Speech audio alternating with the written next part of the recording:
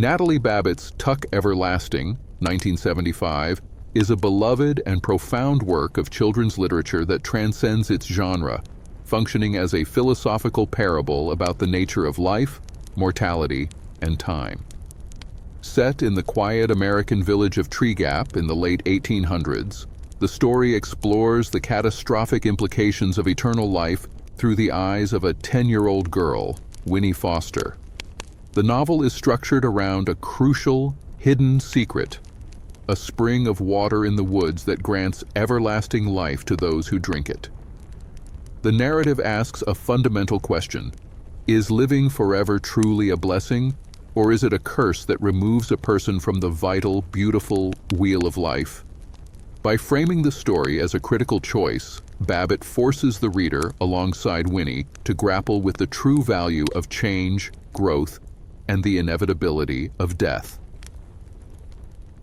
The Dog Days and the Wheel of Life, Winnie's Restlessness.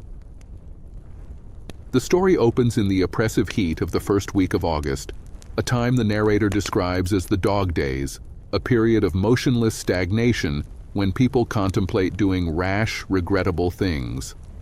In the tiny village of Tree Gap, three seemingly unrelated events occur. May Tuck sets out on her once-a-decade trip to meet her sons. Winnie Foster contemplates running away from home, and a mysterious man in a yellow suit arrives searching for information. The narrator establishes the wood belonging to the Foster family as the hub of the wheel, the secret nexus connecting all these threads. Winnie Foster is the focus. At 10 years old, she is an only child living in a rigid, over-controlled environment. Her family is proud, conventional, and overly protective. Their well-maintained house sits behind a neat iron fence, symbolizing the boundary of Winnie's confined existence. She feels perpetually watched, judged, and stifled. Her internal monologue reveals a deep dissatisfaction. She longs for independence and the chance to make a difference in the wider world, tired of her parents and grandmother treating her like a decorative object rather than a person. The climax of her internal turmoil arrives one evening when she speaks to a toad in her yard, expressing her longing to escape.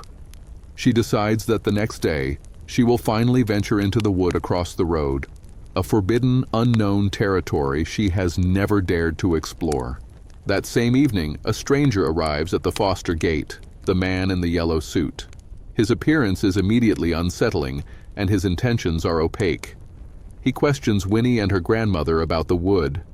While talking, the grandmother hears a faint, strange music, a tune played on a music box belonging to May Tuck, drifting from the wood.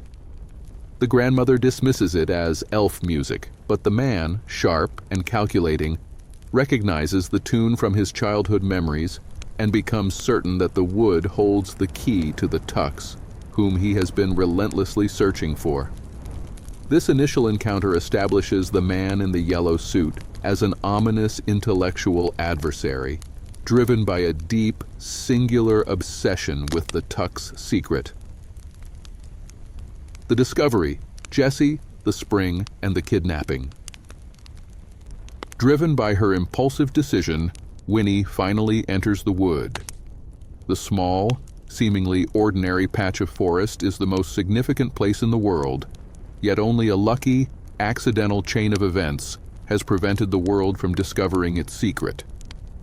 The narrator notes that if a road had ever been cut through the wood, the key elements would have been revealed: a great ash tree, a mound of stones, and a hidden spring bubbling up beneath the stones. Winnie, wandering through the unfamiliar stillness, stumbles upon a small, sun-dappled clearing. There, sitting by the ash tree, she finds a beautiful boy, about 17, drinking from a spring. This is Jesse Tuck. Jesse is startled to be discovered. He is instantly charming, friendly, and captivating, but also panicked.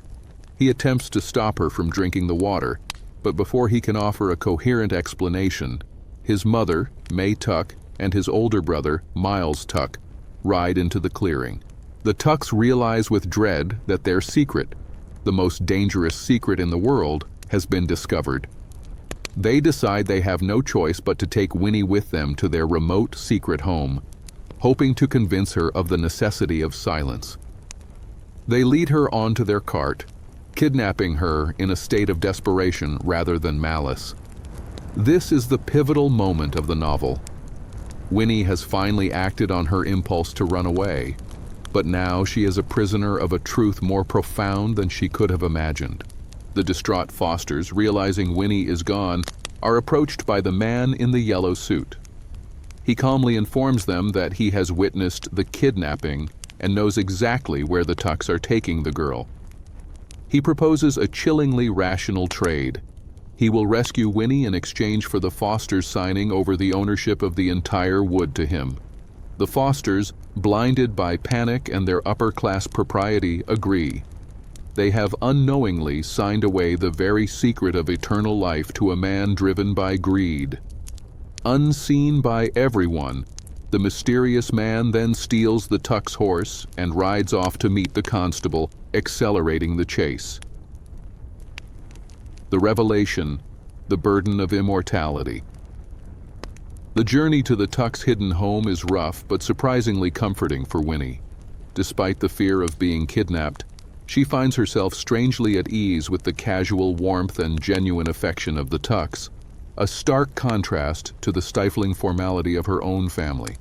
The Tucks finally reveal their incredible story. 87 years ago, while passing through the wood looking for land to settle, they had drunk from the spring.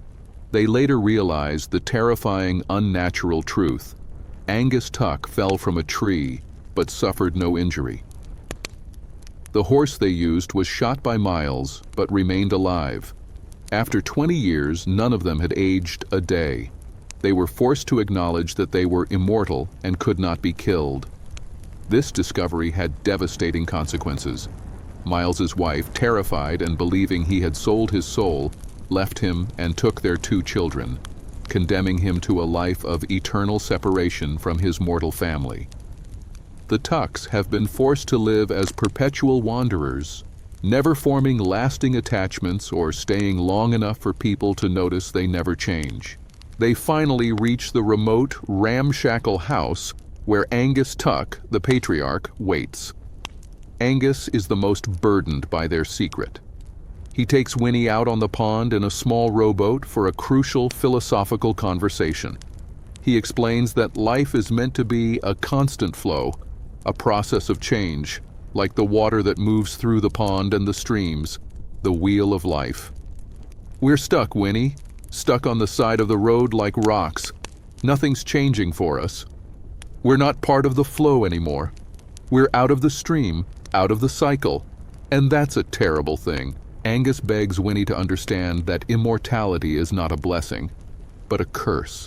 It removes the Tucks from the natural order, making their lives static and meaningless.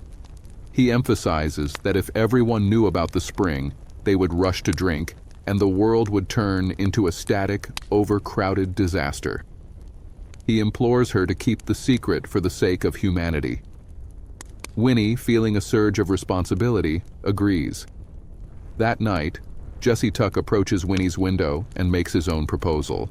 When she is 17, old enough to choose, she should drink the water and become his eternal companion. He gives her a small bottle of the spring water, telling her to keep it safe until that time.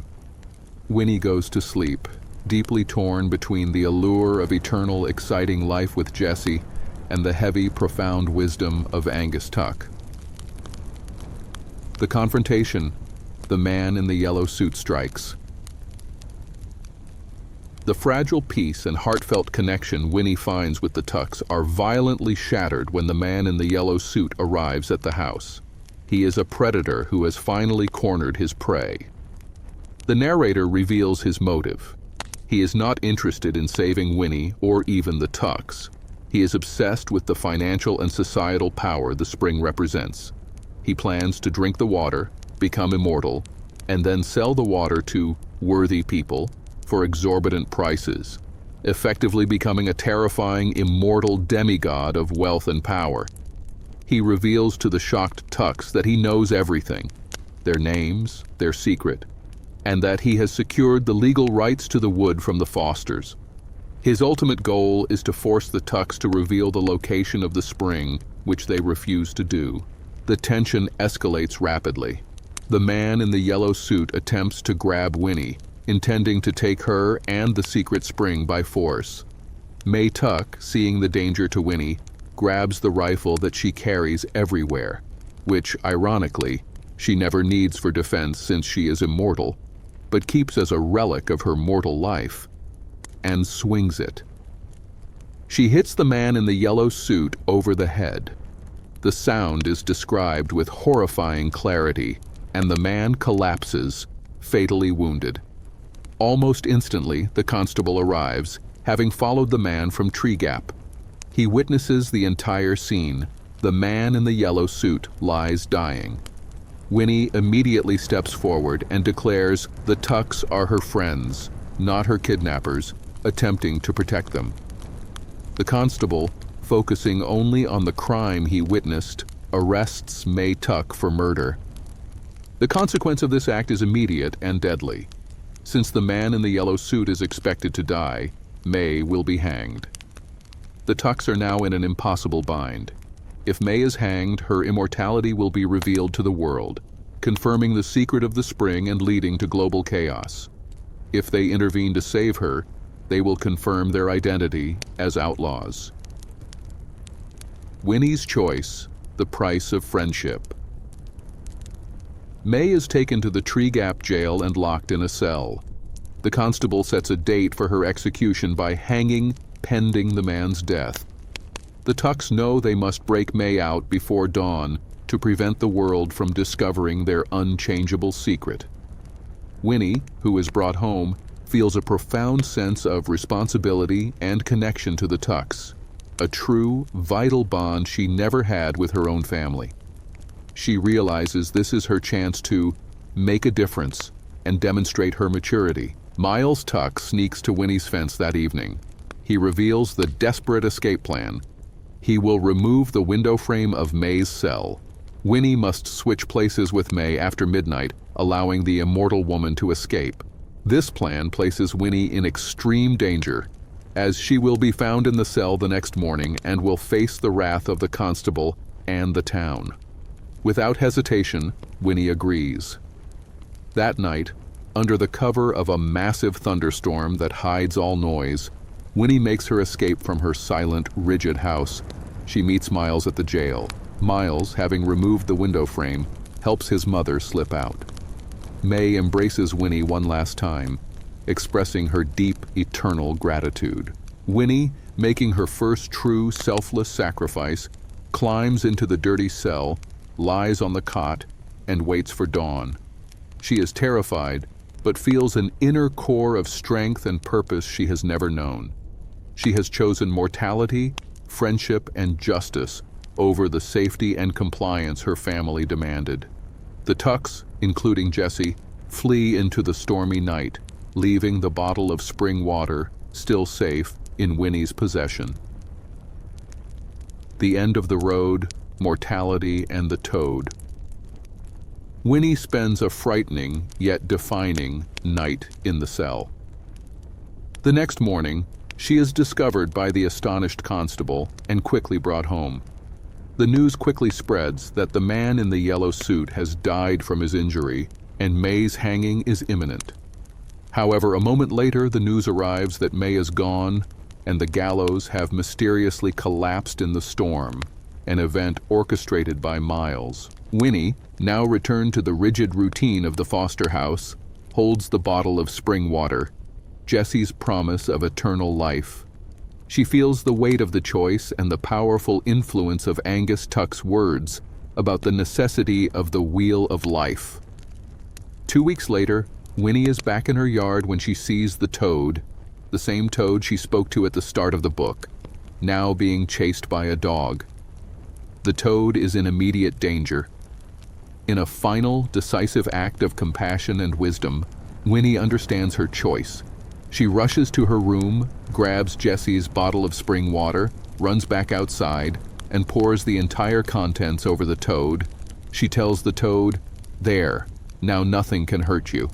By saving the mortal toad with the immortal water, she symbolically rejects the gift for herself, ensuring that the water will not be used, and confirming her commitment to a mortal life of change and growth. The novel jumps ahead 70 years. May and Angus Tuck return to Tree Gap. They find the town has changed dramatically, now featuring a gas station where the wood once stood. They visit the local cemetery and find a familiar headstone. Winnie Foster Jackson, Dear Wife, Dear Mother, 1870 to 1950. Angus observes the grave, a look of profound relief on his face. He confirms that Winnie chose mortality, wisely understanding that she belonged in the flow. They note that the spring was destroyed when the land was bulldozed. As they drive away, they see a familiar sight, a large toad sitting on the road, untouched by a passing car. Angus comments that the toad looks surprisingly dry and safe.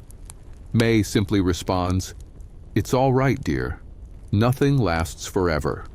The toad, Winnie's first impulse toward freedom and her final act of sacrifice, has received the gift of immortality, a small, harmless anomaly in the great, beautiful wheel of life that Winnie herself chose to embrace.